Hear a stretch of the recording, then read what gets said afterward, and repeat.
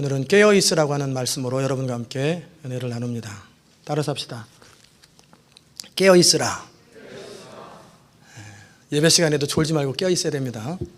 우리 교회 예배 시간에 조는 사람들은 거의 없죠. 그러나 영적으로 깨어서 주의 음성을 듣고 또 실제 깨어있는 것이 무엇인지 느끼시기를 주의 이름으로 축원합니다. 우리는 사람입니다. 맞죠? 사람은 존귀하고 그리고 보배로운 존재인데 존귀에 채하나 깨닫지 못하는 사람은 멸망하는 짐승과 같도다, 그렇게 되어 있어요. 우리는 존귀한 사람입니다. 보배로운 사람인데 깨닫지 못하는 사람은 멸망하는 짐승과 같다. 어렸을 때 나름대로 부모에게 이렇게 저렇게 가르침을 받습니다. 그런데 할 때 하는 공부를 안 하고 또 해야 될 때 하지 않았을 때 나중에 시간이 지나다 보면 후회하게 됩니다. 또 청년 때는 청년 때 나름대로 해야 할 일을 있는데 하지 못할 때 후회하게 됩니다. 그리고 장년이 되면 또 그때마다 필요한 해야 될 기회들이 있어요. 그것을 하지 못할 때 우리는 후회하게 됩니다.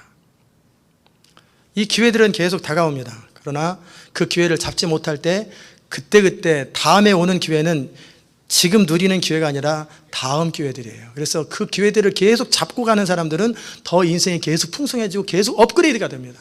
그러나 그 기회를 계속 놓쳐가는 사람들은 점점 디크리스 됩니다. 계속 줄어들어요. 인생의 크기가. 저는 여러분과 제가 후회하는 삶이 되지 않기를 정말 바랍니다. 라면을 다 좋아하시죠? 라면. 무슨 라면을 좋아하십니까? 떡라면? 신라면? 안성탕면. 예.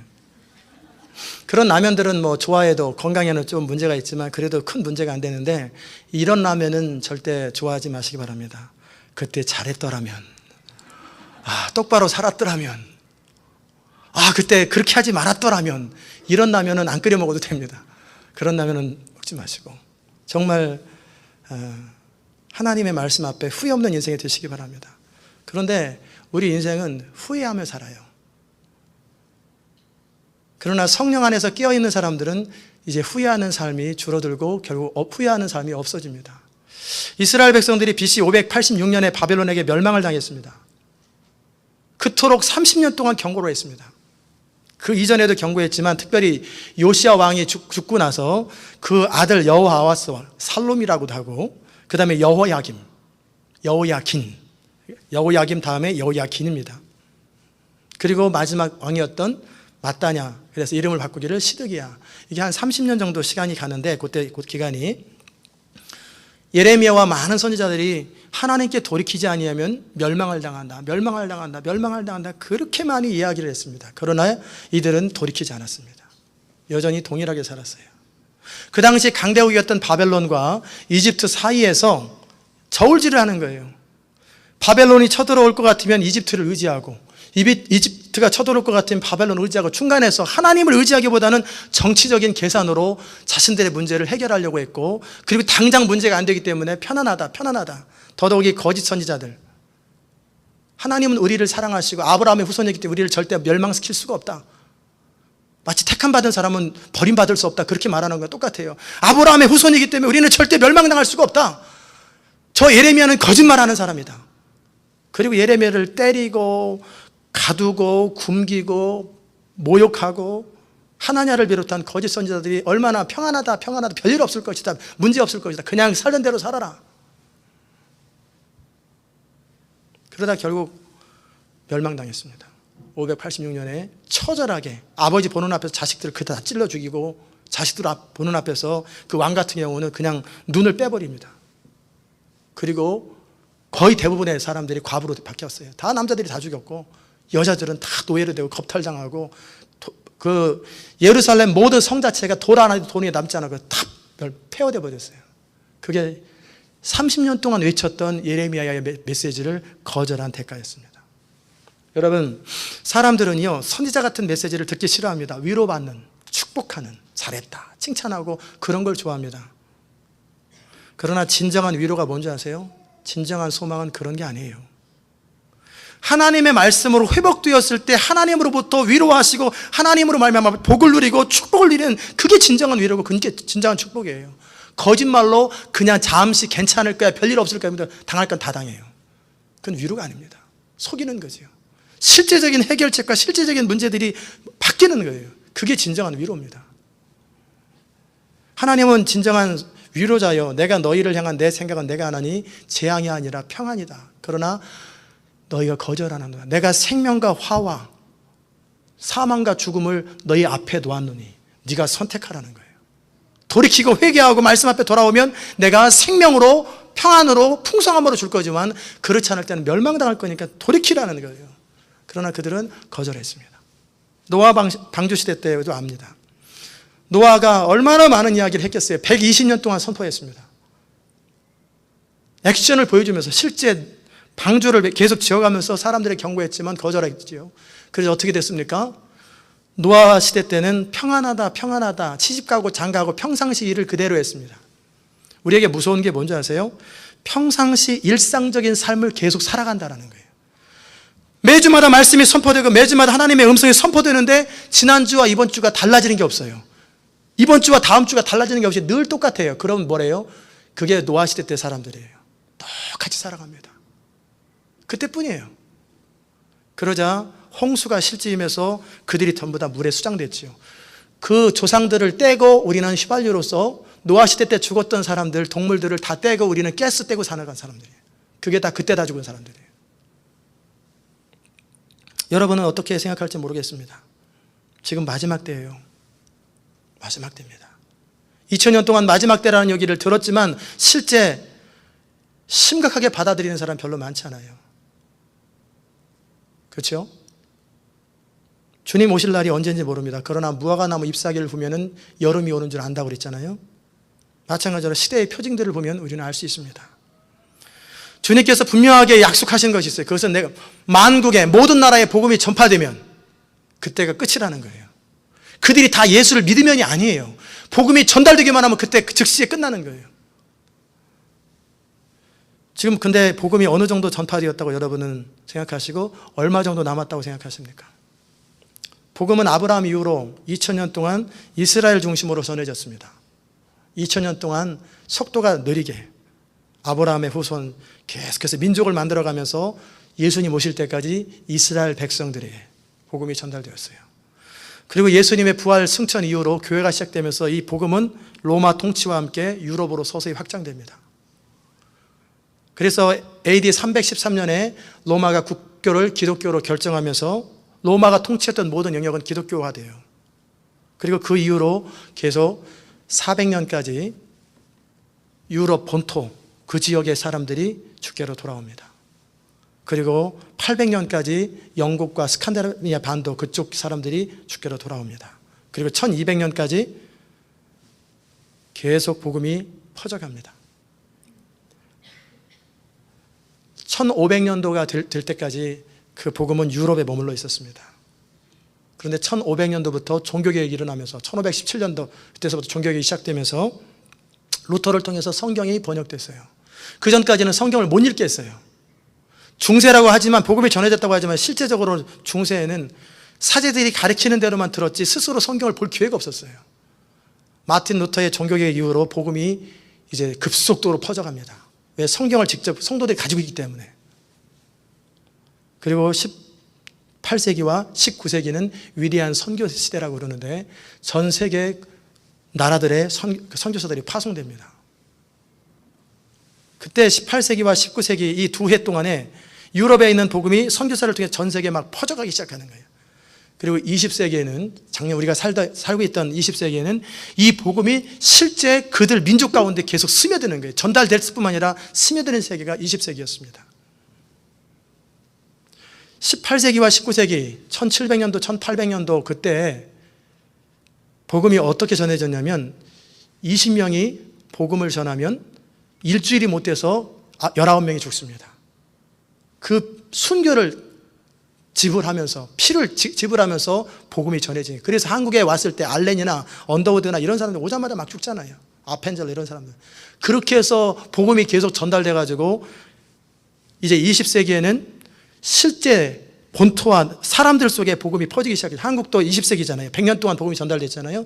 그때 순교한 사람들의 숫자는 지난 2000년, 4000년 동안 순교한 사람들보다 더 많습니다. 그 100년 동안 엄청나게 많은 사람들이 복음 때문에 순교했고 그 대가로 여러분과 제가 구원받은 거예요.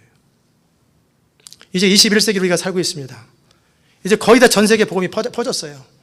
나라별로는 거의 다 퍼졌습니다. 이제 종족별로 남았는데 23,000개, 학자에 따라서 선교사님들에 따라서 17,000개에서 23,000이라고 하는데 23,000개의 미전도 종족 가운데 2만 개의 종족들이 복음에 다 들어갔습니다. 3,000개 남았습니다.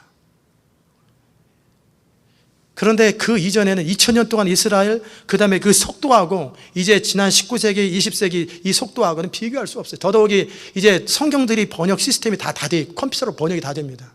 그리고 이제 그것에 무장되고 모든 인터넷과 모든 시스템이 다 갖춰졌기 때문에 이제 이 3,000개 종족들을 10년을 잡고 있어요. 선교사님들이 10년에서 15년 정도 안에 3,000개 종족의 복음을 싹 전합니다. 그러면 끝인 거예요. 여러분이 자손 대대로 뭘 살고 지고 없습니다. 주님 오시면 끝나는 거지. 그렇죠? 이제 얼마 안 남았어요. 그런데 그 3,000개의 미전도 종족이 어디에 있냐면 이슬람권에 있어요.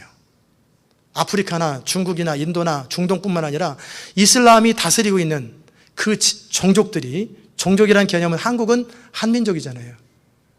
민족이 하나라는 거예요. 한민족. 물론 다른 의미도 있지만 그러나 중국은 많은 민족이 있습니다. 인도도 많은 민족들이 있어요.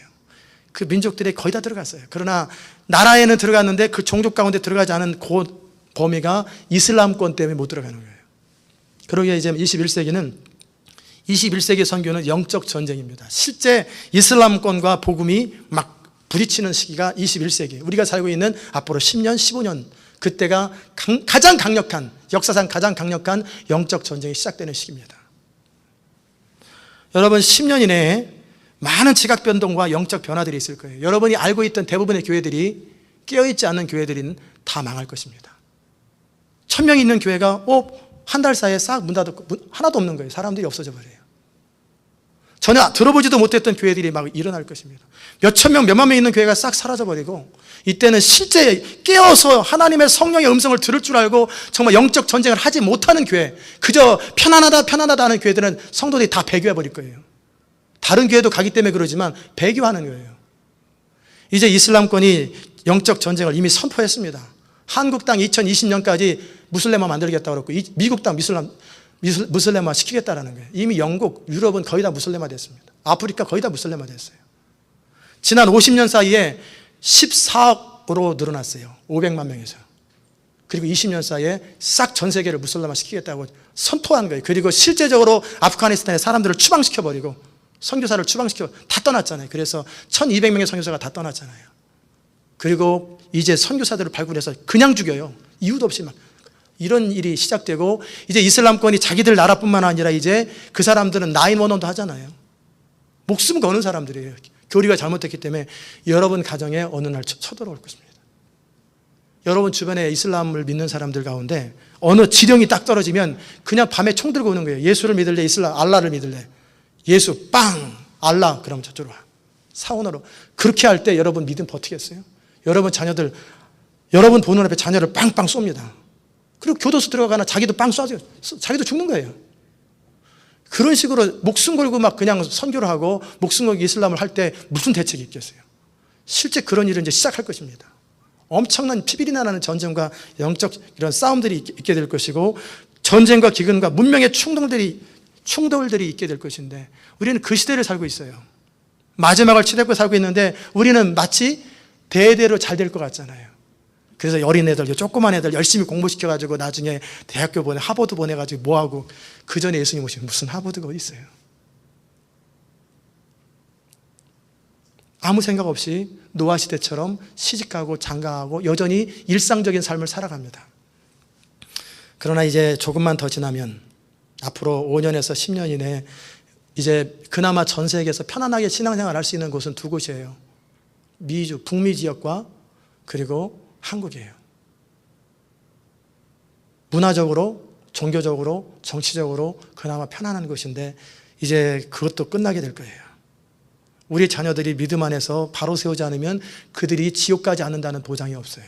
총 앞에서 귀를 잘라버리고 손가락을 잘라버리는데 무슨 수로 믿음을 버티겠어요. 그런 시대가 이제 옵니다. 우리 주님께서는 깨어있으라는 거예요. 저는 오늘 여러분에게 메시지를 전합니다. 마지막 깨어있는 게 뭐고 우리 시대를 어떻게 준비하고 맞이할 것인지.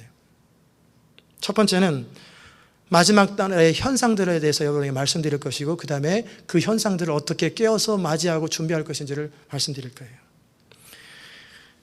자, 마지막 때 일어나는 현상들이 이제 곧 앞으로 10년 이내에 일어날 수 있는 현상들이 뭐냐면 대부흥과 대추수가 시작됩니다.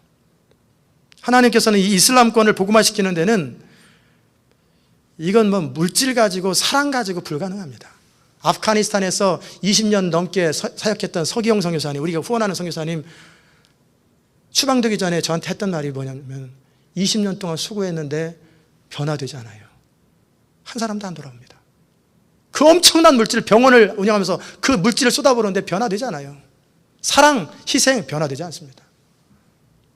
그렇게 많은 수고와 노력과 눈물과 헌신과 사랑을 퍼부어도 거의 극소수예요. 그래서 한 5명, 그래서 10명 이슬람권 가운데 한 도시 가운데 5명, 10명 주께로 돌아오는데 그 사이에 자식 낳고 번식한 사람들은 수천 명, 수만 명이에요. 그런데 무슨 수로 이슬람권을 주께로 돌아오게? 불가능하죠. 그러기에 마지막 때 강력한 하나님의 성령의 기름 부음과 부흥이 없으면 불가능해요. 병원에 있는 사람이 통째로 막 다 놔버리고 죽은 자가 살아나고 이런 강력한 부흥의 역사들이 일어나지 않고는 영적 전쟁이 불가능합니다. 이제는 마지막 때는 제너럴한 메시지를 전하는 교회들은 다 사라지게 될 거예요. 일반적인 메시지, 뻔한 얘기, 윤리 도덕을 전하는 메시지, 실제 능력이 없는 메시지를 전하는 경건의 모양은 있는데 그건 능력이 없어요. 왜냐하면 총 들고 와서 막 그렇게 하고 막 핍박이 시작되는데 무슨 수로 버팁니까? 그래서 파워 인카운팅이라고 그래요. 앞으로 이제 영적 전쟁은 실제 능력 대결이에요. 오지에서도 마찬가지로 정말 영적으로 깨어있고 성령에 사로잡히면 어떤 일이 일어나냐면, 제가 코넬리아 나줌이라고 하는 분의 그 글들을 읽으면서 그게 파워 인카운팅이거든요. 폭동과 테러가 일어나서 각 집집마다 막 폭동을 하고 테러를 할 때 다 도망가는 이 여자 선교사는 안 도망갑니다. 그리고 길을 걸어가는데 저쪽에서 어떤 사람이 총을 들고 쏘러 오는 거예요. 그러나 주의 보혈로 나를 덮어서서 악하고 더러운 영아 떠나갈지어다 그러니까 그 사람이 오다 딴 데로 가버리는 거예요. 분명히 쳐다보면서 갔는데 이유도 없이 그냥 딴 데 가버려요. 총을 쏴도 총이 떨어져 버려요. 그 정도로 강력하게 어둠의 세력을 대적할 수 있는, 그게 없이는 다 죽어요. 그냥 빵빵 쏘면 다 죽는 거예요. 그런 실제 파워 인카운팅이 일어나야 영적 전쟁을 할 수 있는 거예요. 그러기에 제가 말씀드린 대로 많은 교회들이 무능력하게, 무력하게 뻔한 얘기들을, 초등학교 때 배우는 얘기들, 바르게 살아야 합니다, 효도해야 됩니다, 뭐 해야 됩니다, 윤리적이고 도덕적인 메시지를 전하면서 그 메시지 중심으로 있는 뻔한 설교를 하는 그런 교회들은 다 사라지게 될 거예요. 그리고 위로하고, 이민사회 힘들지요, 하나님이 함께 하십니다, 매일 위로하는 메시지를 전하는 사람들 다 타협할 거예요. 못 버팁니다. 강하지 않으면 못 버텨요. 마지막 날 대부흥과 대추수가 임하기 시작할 때 어떤 일이 일어나냐면, 그런 강력한 성령의 부흥의 역사가 왜 일어나겠어요? 영적 전쟁 때문에 일어나는 거예요. 사람들이 멀쩡하게 잘 주께로 돌아오는데 그런 일이 왜 필요해요? 안 돌아오기 때문에, 더 이상 강팍해져서 주께로 돌아오지 않기 때문에 그런 일이 일어나요. 특별히 이슬람권 사람들은, 그 사람들은 도덕적으로 적어도 기독교 국가보다 훨씬 깨끗합니다. 아주 정직하고 깨끗해요. 교리가 잘못되어 있고, 그리고 하나님을 잘 못 믿기 때문에, 예수를 거절하기 때문에 그러지만, 그들에게 실제적인 메시아요, 실제적인 구세주가 그리스도라는 것을 능력을 통해서 보여주고 성령을 통해서, 감동을 통해서 그들에게 느껴지게 해줄 때 그들은 주께로 그냥 돌아오는 거예요. 그래서 부흥이 필요한 거예요. 이 부흥과 함께 시작되는 건 뭐냐면 핍박입니다. 대환란입니다.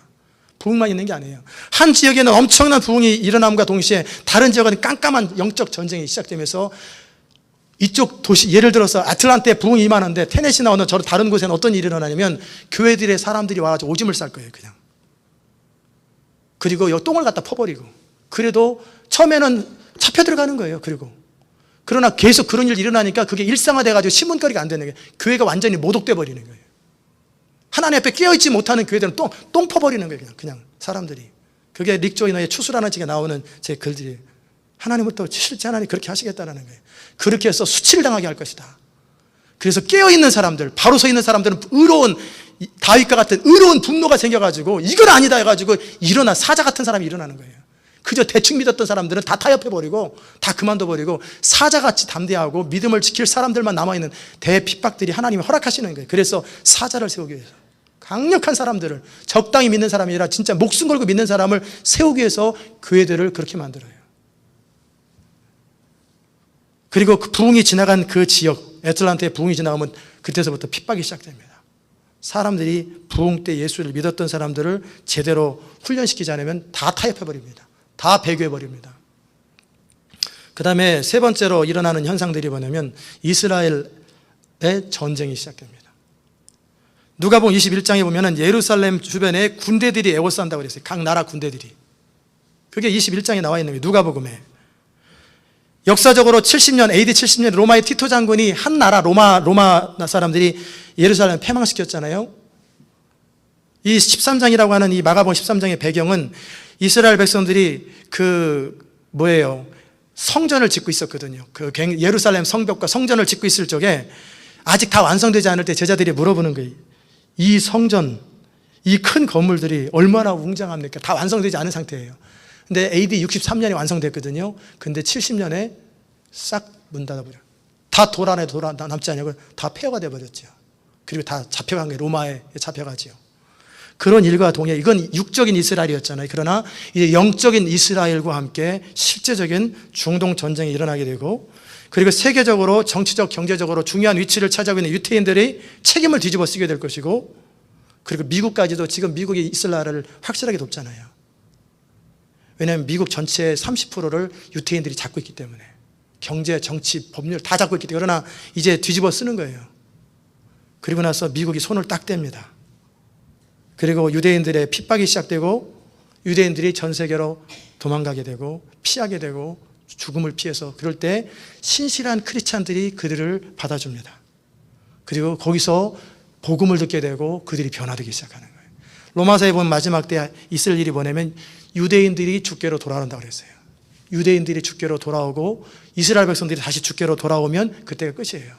그렇게 어려움을 통해서 신실한 크리스찬들이 복음 되시는 그리스도 사랑과 함께 그들에게 복음을 전할 때 그들이 돌이키고 그와 함께 성령이 일하시는 거예요. 그 다음에 마지막 때 거짓 선지자가 여기저기서 나타날 것입니다. 여기저기서 믿는 자들에게 현혹하게 하고 할 수만 있거든 여러분 넘어뜨리게 하고 표적들이 나타날 거예요. 막 이런 현상들, 안진병 일어나고 귀신 떠나가고 여러 표적과 현상들이 막 여기저기서 나타날 거예요. 그리고 내가 그리스도다, 나는 선지자라고 막 얘기하는 사람이 막 드러날 거예요. 사방이 막 나타날 거예요.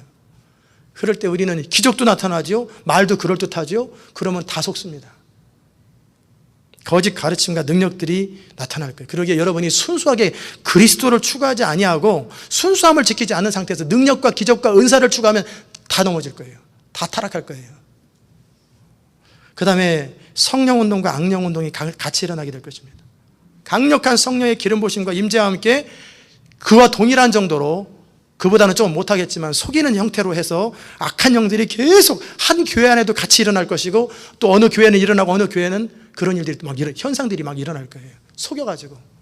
그럴 때 헷갈립니다. 그 다음에 종교다원주의, 꼭 기독교만 다가 아니라 모든 종교에 구원이 있다. 그럴 때 기독교는 계속해서 기독교만이 구원이 있다 그러면은 기독교를 제외한 모든 종교들이 통합운동이 일어납니다. 그건 실제 지금 일어나고 있잖아요. 그리고 그게 전체에 이제 적그리스도가 생기면서 누가 적그리스도가 될지는 모르겠어요. 어떤 사람은 이렇게도 말하고 어떤 사람은 저렇게도 말하는데 조만간에 멸망에 가져간 것이 거룩한 가운데 서는 날이 있어요. 스스로 자기가 적그리스도라고 말하는 날이 있을 거예요. 그러면서 모든 정치, 종교가 다 통합돼 버립니다. 그리고 나서 순수하게 믿는 크리스찬들을 핍박하기 시작하게 될 거예요. 그리고 이럴 때 나타나는 현상들이 말씀드린 것처럼 이슬람과 기독교 간의 강력한 전쟁들이 시작될 거예요. 이건 그냥 전쟁이 아니에요. 죽이고 사는 그런 전쟁이에요. 목숨 거는 전쟁이에요. 그렇기 때문에 이때 깨어있지 않으면 우리는 다 무너집니다. 그리고 8번째 일어나는 현상들이 짐승의 표고, 베리칩에 대한 이야기를 제가 말씀드릴게요. 그때가 되면 지금도 이제 캐시들이 없어지잖아요.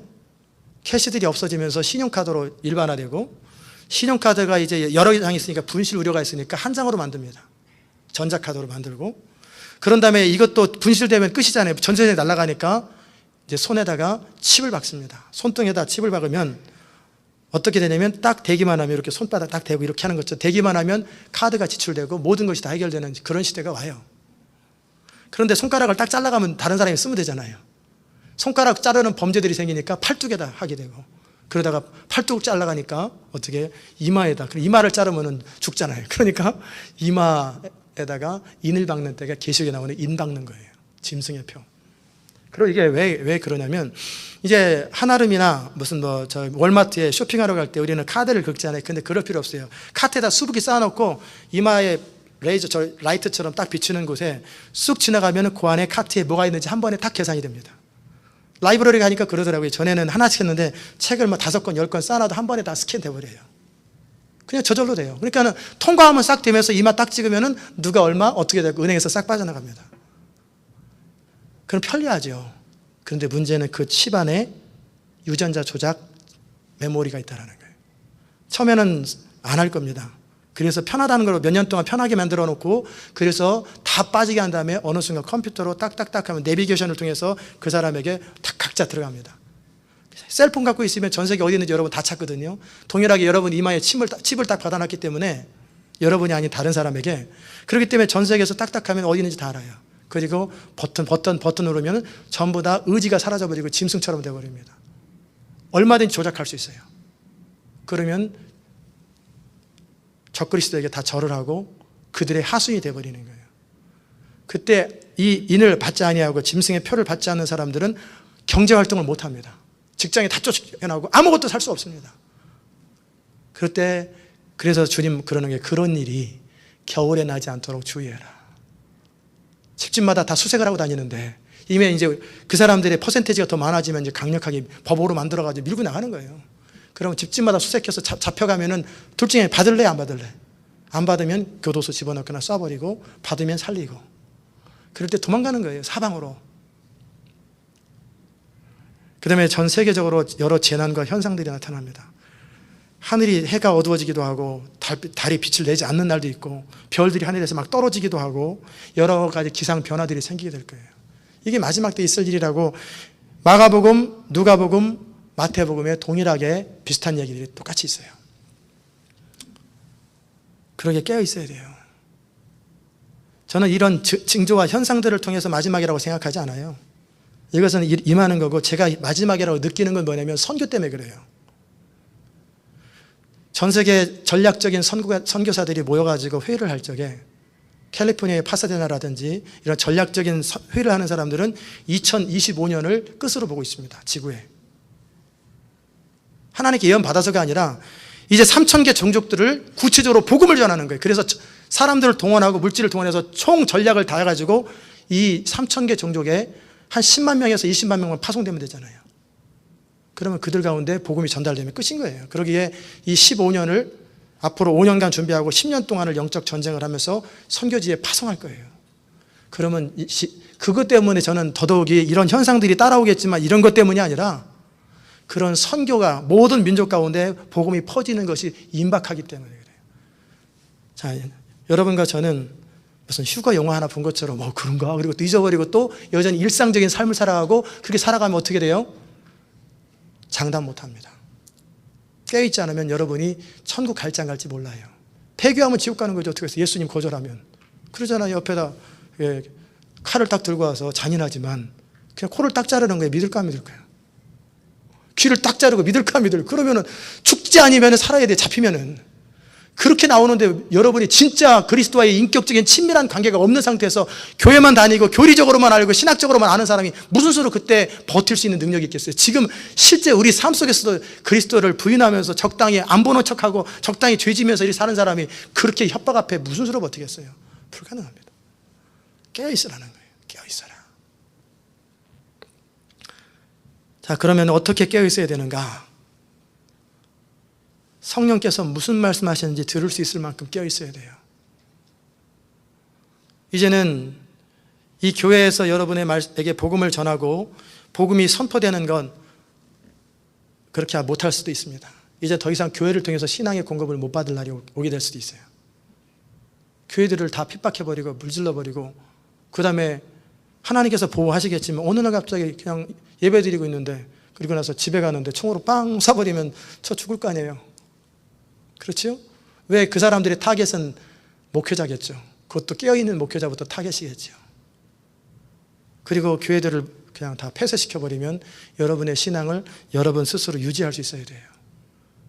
누군가 도움을 받지 아니하고 내가 그저 믿음을 붙들고 있다 이게 아니라, 무슨 속임이 있고 어떤 성령의 역사나 어떤 기적이나 어떤 말씀, 어떤 선지자, 어떤 얘기가 나와도 자기 중심을 잡고 흔들리지 아니할 만큼 내 신앙을 확고하게 붙들 수 있는 그 준비가 안 되어 있는 사람은 다 타협하고, 약한 사람에겐 협박으로 다가오지만 강한 사람, 목숨 걸 사람에겐 속임으로 다가옵니다. 그러면 스스로 속아버립니다. 정말 복음이 뭔지, 깨어있어야 되는 게 뭔지를 보라는 거예요. 하나님께서 여러분과 친밀한 음성과 함께 성령의 음성, 목자의 음성을 정확하게 들을 줄 모르는 사람들은 사람들이 말하면 헷갈립니다. 다른 사람이 무슨 얘기를 할 때 주님 저 말이 맞습니까? 아니다. 그럼 거절해야 되는데 아무 소리 안 들려요. 근데 기분도 좋고 맞는 것도 같고, 그러면 거기 빠지는 거지 어떻게 하겠어요. 성경을 가지고 그 사람들이 전문가들인데 이용하면은 성경도 모르는 사람들이 다 넘어가죠. 아 그거 아니라고 하면서 막 설득하면 다 넘어가는 거죠. 뭐. 성경을 모르고 깨어있지 못하면은 다 넘어지는 거예요. 시대를 분별할 줄 아는 게 깨어있는 거예요. 그리고 성령 안에서 믿음을 지키고 말씀을 읽고 기도 가운데 늘 친밀한, 하나님과의 친밀한 교제를 계속 지속해 나가고 더 깊어지는 것, 이게 깨어있는 거예요. 일주일에 한 번씩 주의 종을 통해 선포되는 말씀 듣고 하나님 음성 들었다, 이 수준 가지는 사람 다 넘어집니다. 이거 아니에요. 믿음 아니에요.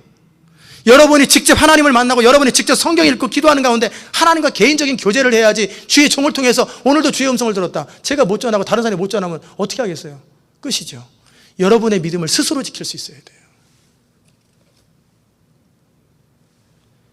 단지 성경 지식이나 은사를 추구하라는 게 아니에요. 성령 안에서 깨어있고 그 누구가 아니라 내 스스로 하나님과 친밀한 교제를 누리면서 하나님의 인도를 받을 줄 아는 것, 그것이 깨어있는 것입니다. 이 마지막 때 깨어있어서 뭘 준비해야 합니까? 몇 가지가 준비할 게 있는데, 첫째는 이미 말씀드린 대로 자신의 신앙을 유지할 준비를 하십시오. 제가 이 교회에서 양육을 하고 훈련을 시키는 부분이 바로 그런 부분이에요. 저는 1:1 양육과 목적 이끄는 삶과 제자 훈련을 통해서 심어주는 게 뭐냐면, 여러분이 목회자가 없이도 신앙생활을 스스로 할 수 있도록 만드는 거예요. 그리고 여러분이 또 다른 사람을 양육하고 세울 수 있는 그런 시스템을 만드는 거예요. 그래서 어떤 상황, 어떤 처지에서도 스스로 자기 신앙을 유지하고, 여러분이 셀 모임 안에서 사람들끼리 스스로 전도하고 지하에서 숨어서라도 계속 복음을 전하고 그런 일을 할 수 있도록 갖추는 일을 제가 지금 하고 있는 겁니다. 그저 예배 시간에 여러분 자신의 신앙만 간신히 설교자를 통해서 유지할 것 같으면 그런 거 다 필요 없어요. 설교만 잘하면 돼요. 그럼 교회 부흥됩니다. 설교만 탁월하게 잘하면 다 교회는 부흥되게 돼 있어요. 그거 필요 없어요. 그런 훈련 필요 없어요. 그러나 여러분이 여러분의 믿음을 지키고 다른 사람을 양육하고 세워서 어떤 상황 속에서 여러분의 믿음을 지키고 여러분의 자녀들을 믿음을 지킬 수 있고, 어떤 유혹과 어떤 속임이 있어도 흔들리지 않을 만큼 중심을 잡을 수 있는 그 훈련을 하는 거예요. 그래서 여러분이 여러분 자녀들에게 말씀을 가르치되 물어보는 거예요. 아빠, 있잖아 그 뽕나무에 올라간 사람, 기도원 이런 소리 나오면 안 되죠. 근데 무슨 소리인지도 몰라요. 있잖아 저기 무슨 300명과 함께 무슨 했던 사람, 바울 이런 식으로 나오면 안 되는 거예요. 무슨 말인지 웃지도 않는 거 보면 하나도 모르네 진짜. 뽕나무는 삭개 올라가지 왜 기도원이 올라가고, 뭐가 뭔지 모르는 거예요. 그 마지막 때를 예언했던 그 선지자 있잖아, 그러면 아브라함 이런 소리 나오고, 성경 얘기를 하면 전 이게 어디서 나오는지, 신약인지 구약인지도 모르고 이게 맞는지 틀리는지도 모르고, 이렇게 해서 애들이 질문하면 하나도 모르는데 걔들이 무슨 수로 학교에서 뭘 가르쳐요. 그러면은 와서 집에서 설명해달라 그러면 그냥 시키는 대로 해. 선생님이 시키는 대로. 그러면 시키는 대로 베리집이나 딱 바꿔가지고 짐승이 돼가지고 아버지 신고하는 거예요. 그냥 우리 아버지 저 예수 믿습니다. 그래서 신고하면 여러분 다 지옥 감옥에 가는 거죠. 그래서 자식이 아버지를 내어주며 아버지가 자식을 내어주는 거예요. 깨어있지 않으면 자식과 부모가 원수가 되고 부부가 원수가 되는 거예요. 깨어있으라는 거예요. 말씀 앞에서 깨어있으라는 거예요. 그 다음에 여러분이 마지막 그 하나님, 이제 소극적으로 자신을 보호하는 것 뿐만 아니라 적극적으로 이제 영적 전쟁을 감당하면서 하나님의 군사로 하나님의 일들을 감당할 수 있도록 자신을 세우고 하나님의 성령께서 강력하게 역사할 수 있도록 자기를 준비하는 거예요. 그럼 뭘 준비해야 되겠습니까? 군사로 모집한 자가 자기 일에 얽매이면 안 돼요. 군대 갔는데 벼랑간 우리 아버지 생각나는데요. 우리 어머니 아픈데요. 휴가 좀 내주세요. 뭐 해주세요? 그러면 안 돼요. 하나님의 군사는 부르신 자를 위해서 목숨을 거는 거예요. 군대에서 죽으면 죽는 거예요. 편지 한 통 쓰고 그냥 보내는 거예요. 그래야 되는데 자기 삶에 얽매이고 날마다 먹고 사는 일에 얽매여가지고 맨날 기도하는 거 가만히 옆에서 들어오면은 아버지 하면서 자기 삶의 문제 가지고 맨날 이 씨름만 하고 있어요. 죽을 때까지. 이런 사람이 무슨 군사예요? 자기 삶도 추스리지 못하는데. 자기 삶도 추스리지 못하는 사람이 무슨 군사예요? 학도병이에요. 이런 사람들은. 학도병은 뭔지 아세요? 그냥 어쩔 수 없이 잡혀가지고 그냥 그 자리에 총맞이하는 사람이 학도병이에요. 전략적으로 깨워서 자기 자신을 준비하고 정말 훈련한 사람이 여기저기서 성령의 음성을 듣고 피해라 그러면 피해야 되는데 덮어두고 나갔다 빵빵 맞고, 그게 아니라 자기 뜻대로 가서 열정적으로 하는 사람이 아니라 하나님의 지시를 받을 줄 알고 성령의 지시를 받을 줄 아는 사람들이 서로 연합해가지고 나중에 네트워크를 열릴 거예요. 그런데 뭔지도 몰라요. 깨어 있어야 됩니다. 그래서 하나님의 부흥할 때, 하나님의 그 핍박과 함께 하나님의 강력한 성령의 무브먼트가 일어날 적에 그런 일에 쓰임받을 수 있는 그런 교회가 되고, 그렇게 여러분 자신을 준비하라는 거예요. 마지막 선교 과업을 이루기 위해서 이 교회가 세워졌는데, 저는 이 교회가 전략적인 선교 센터가 되기 원하고요. 그래서 지금은 법적으로 시온 인터내셔널 교회 .inc로 되어 있습니다. 우리 교회. 그러나 조만간 하나 또 만들 것입니다. 이름을 어떻게 할지 모르겠어요. 이게 세계적인 조직이 돼야 될 테니까 미션 센터를 하나 만들어요. 스트래티직 미션 센터, 전략 선교 센터를 만들어서 일단은 동남부를 책임지고 미국 서부와 동부와 북부를 연결하는 강력한 한 타운 네트워크를 형성해서 세계 시대의 흐름을 바꿔나갈 거예요. 그래서 하나님께서 마지막 때 선교사들을 일으키고 세우고, 그 다음에 이 사람들을 훈련하고 그들을 물질로 풀리 서포트하고 영적 전쟁할 수 있는 사람들을 리크루팅하고 그것을 보내는 거예요. 그게 이 교회가 해야 할 일입니다. 제가 그냥 편안하게 목회할 것 같으면은 부흥하면 안 돼요. 70명에서 100명만 딱 성도가 되면 교회가 자리 딱 됩니다. 건물 하나 딱 지을 수 있고요. 목회자들 사람이 다 나옵니다. 그러면 더 이상 부흥할 필요 없어요. 대대로 그 사람들하고 행복하게 지내면 돼요. 믿음 유지하고 행복하게 지내다가 주님 오실 때까지 이렇게 버티다가 그러면 편합니다. 사람이 늘어나면 할 일도 많아지고 복잡해지고 비난도 많이 받고 이런 일 저런 일을 많이 겪어야 됩니다. 그럼에도 불구하고 이 교회가 부흥이 될 이유가 뭔지 아세요? 그런 전략적인 선교를 감당해야 되는 거예요. 실제 이런 이야기를 제가 애틀란타에 나눌 사람이 없어요. 그런 심장을 가진 사람이 없어요. 목회자들 가운데. 자기 교회밖에 몰라요. 너무나 이기적이에요. 정말 하나님의 심장을 가지고 그 일들을 감당할 수 있는 사람들을 제가 못 찾았는지 모르겠어요. 그러나 지금까지 7년 동안 발견 못했어요. 애틀란타에서. 정말 그 하나님은 이 마지막 시대에 여러분과 저를 부르시고 모으셔서 정말 기초를 앞으로 2년 반 동안 하나님이 이 기초를 닫게 하실 거예요. 철저하게 강력한 기초, 항공모와 같은 기초를 담고 그 위에 사람들을 쏟아놓고 훈련시켜서 이들 가운데 누구부터 선교사를 가는지 아세요? 가장 먼저 훈련된 사람부터 선교사로 갑니다. 선교지는 별 볼 일 없는 사람 가봐야 의미 없어요. 이미 다 훈련받고 이 시온 인터내셔널 교회 저와 함께 평생 동안 목회를 같이 하고 함께 사역을 같이 하는데 아까운 사람들이 선교지로 가야 돼요. 정말 놓고 싶지 않은 사람들. 우리가 헌신이라는 게 내가 정말 소중하고 이건 포기하고 싶지 않은 그것을 드리는 게 헌신이잖아요. 그래서 믿습니까? 쓰다 남는 돈을 헌금하는 게 무슨 헌신이에요? 그렇죠. 예배 처소를 위해서 구입하는 것도 마찬가지예요. 우리 어느 집사님은 그런 요새 계속 헌금을 이렇게 제가 봉투, 특별히 그렇게 사연이 써있는 내용들은 제가 모읍니다. 정말 눈물 감게 헌금하는 분들이 있어요. 마지막 무슨 일이 일어날지 모를 때 비상금으로 모아놓은 금을 팔아가지고 그게 전재산으로 드리는 거예요. 하나님의 앞에 드릴 때는 그런 식으로 드리는 거예요. 통장에 보니까 좀 남아있는데 이거 별 특별히 쓸 일 없는 것 같다. 이거는 거지한테 주는 거예요. 그런 거는. 하나님께는 내 전부를 드리는 거예요. 내가 정말 깨트려서 나도 너무너무 필요한 거예요. 이건 있어야 되는 거예요. 생명처럼 소중한 이것을 깨트려서 주님께 드리는 이런 게 헌신인 것처럼 하나님의 미션을 감당할 때도 우리 교회 이 사람들은 절대 보내면 안 돼. 이 사람은 충성스럽고 이 사람은 좋고 이 사람은 호비 맞고 안 보내고 나머지 사람들 선교지로 가라. 다 죽습니다. 누가 갑니까? 정말 소중한 사람, 붙들고 싶은 사람들을 파송하는 게 그럴 때 눈물로 헤어지는 거예요. 그리고 그 사람을 풀리 서포트해주고 정말 그들이 선교제 갈 수 있도록 훈련된 사람이 가는 거예요. 그러니까 목회자로서 저는 너무너무 아쉽잖아요. 3년 4년 훈련해가지고 선교지 보내면은 또 맨 땅에 또 헤딩해야 되는데 또 훈련해야 되고 또 훈련해야 되고 그래서 이 교회는 샌딩 베이스가 되는 거예요. 사람들을 모아가지고 파송하고 사람들을 모아서 파송하고 물질을 모아서 파송하고 교회를 연결해서 파송하고 그 일들을 감당하는 교회가 이 교회예요. 그래야 선교지에서 가장 강력한 곳, 영적 전쟁이 가장 치열한 곳에 정말 영적 정예의 부대를 보내야지 이 교회에 특별히 있어도 없어도 상관없는 사람을 후원해 주겠다고 직업도 특별히 없고 그냥 할 일도 없는 사람 보내면은 그냥 가서 타락합니다. 정말 깨어있는 사람을 보내는 거예요. 그러니 얼마나 아깝겠어요. 저는 그 생각하면 벌써부터 떠오르는 사람들이 있어요. 그 사람들은 가면 안 되는데 또 간다고 또 그러면 어떡하냐 막. 아까운 사람들이 어떻게 해요? 하나님이 보내야지. 다 보내는 거예요. 왜? 하나님 나라를 위해서. 그게 선교예요. 그게 하나님의 교회예요. 믿습니까? 대답이 이렇게 시원찮아요. 믿습니까? 그게 헌신이에요. 그게 헌신이고 하나님께 뭔가 드릴 때는 그런 식으로 드리는 거예요. 작은 교회에서 우리 교회는 선지자 역할을 하는 그런 교회가 아니에요. 그런 교회도 있어요. 외치는 소리, 메시지 역할, 선지자 역할을 하는 교회가 있습니다. 그러나 우리 교회는 그런 교회가 아니에요. 부르심이 물질을 모으고 사람을 동원하고 훈련해서 사람을 보내고 물질을 보내는 샌딩 베이스가 우리 교회의 부르심이에요. 그렇기 때문에 이 교회 정말 그렇게 강력하게 부흥하고 그런 일을 할 수 있는 그런 교회가 되어야 되는 거예요. 캘리포니아 파세다나에 선교를 책임지고 전 세계 선교의 그 헤드쿼터가 있습니다. 그리고 콜로라도 스프링필드에도 있다고 그래요. 그래서 이번 여름에 가려고 그래요.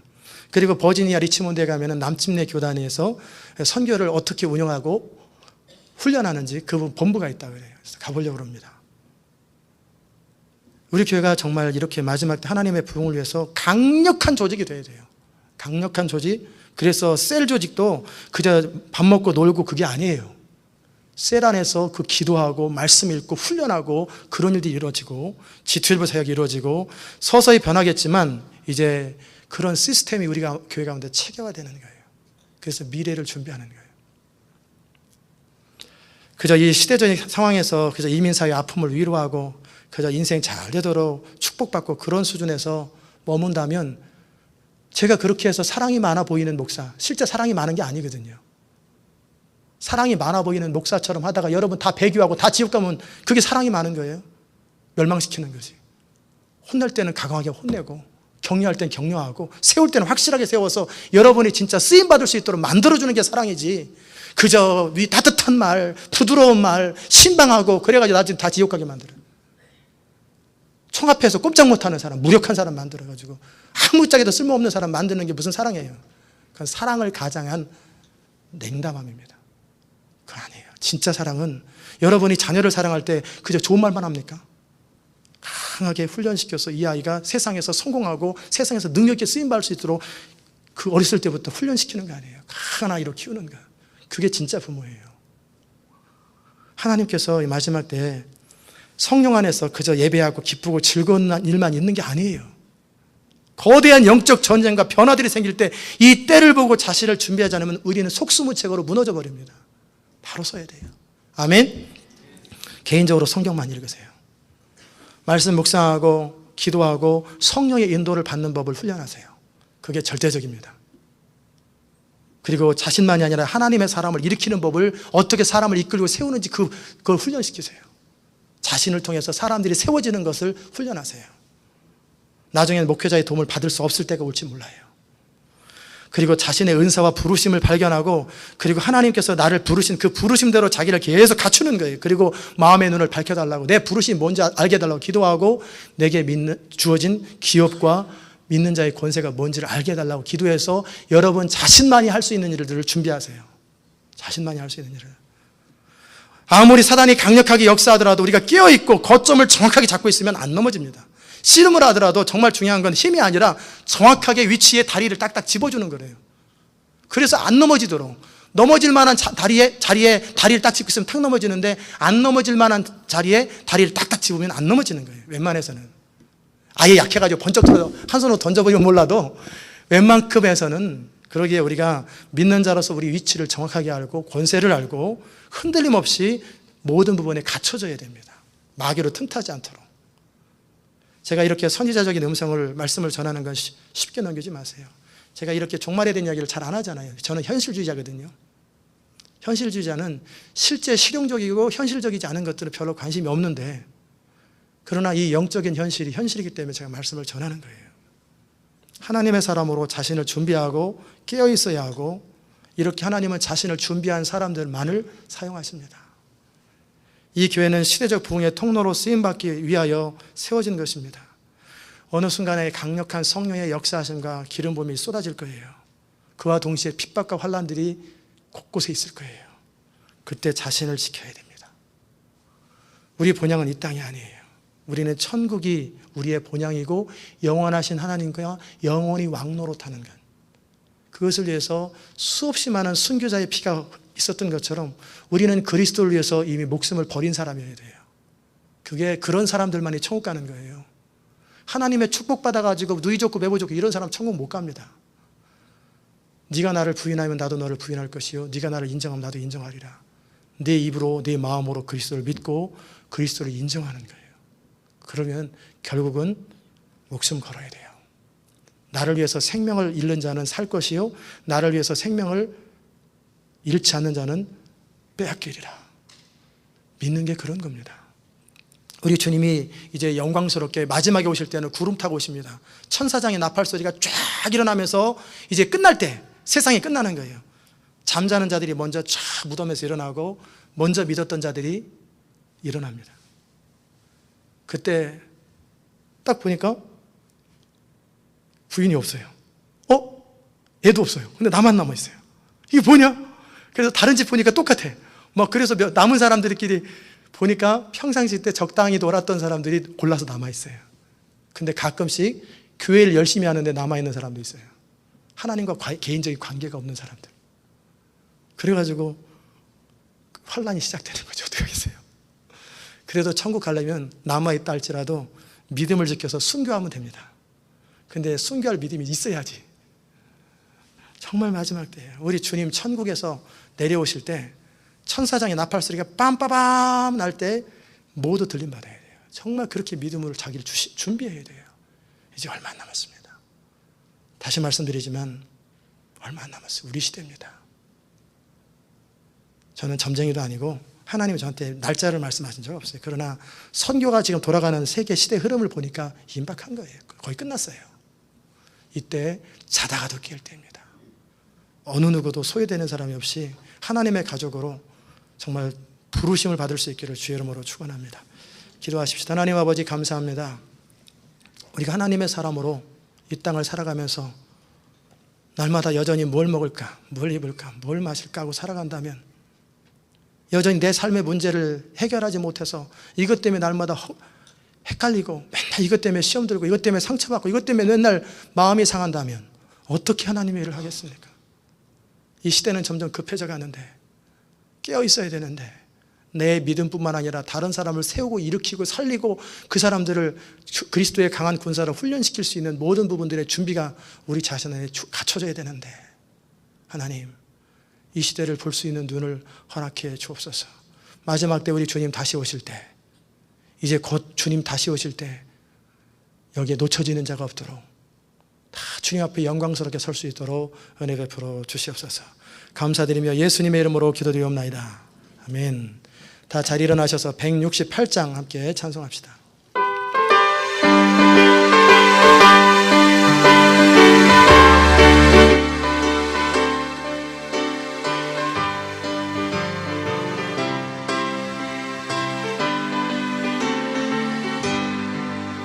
하나님의 나팔 소리 천지 진동할 때 예수 영광 중에 구름 타시고 천사들을 세게 만둥 모든 곳에 보내 구원 얻은 성도들을 모으리. 아멘. 나팔 불 때 나의 이름 나팔 불 때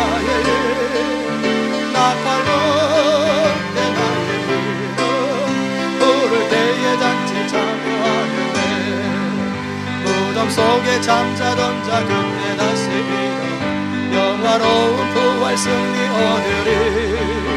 주의 택한 모든 성도 구름 타고 올라 공중에서 주의 얼굴 배우려면 나팔 불 때 나의 나팔 불 때 나의 나팔 불 때 나의 부를 때에 단체 참여하게. 주님 다시 오실 날을 주님 다시 오실 날을 우리 알 수 없어. 항상 기도하고 깨어 있어서 기쁨으로 보좌 앞에 우리